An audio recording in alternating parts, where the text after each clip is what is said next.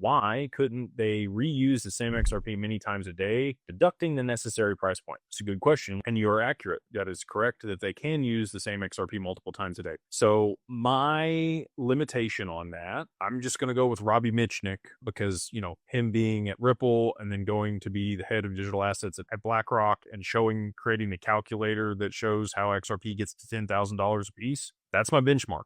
Okay. So I'm going to tell you what he put in there for reuse of XRP. The most in his calculator that XRP was able to be reused in the same day was 10 times. So you can take 10 off whatever you think the price could go to. So again, that comes back to available supply, total volume across the network, but you could reuse that same XRP multiple times a day. I don't think that's going to be happening at scale. I don't think all of those XRP are going to be being used 10 times a day, but I could be wrong about that. So, if you thought it was going to go to a $500 XRP in order to be able to meet demand for Swift, it could be a $50 XRP if they could use all of that XRP that Swift uses up to 10 times a day. It's probably going to be more than that. It's going to be more in line with the Pareto principle, right? There'll be, 20 or 80% of that XRP that's used that amount. And the rest of it will be used less than that. Probably be 20% of the XRP that does 80% of the transaction volume and the rest of it just sits there. So, you can do the math on that. It's still a much higher price than what it is today that would be needed in order to be able to facilitate that, even if they did use it multiple times.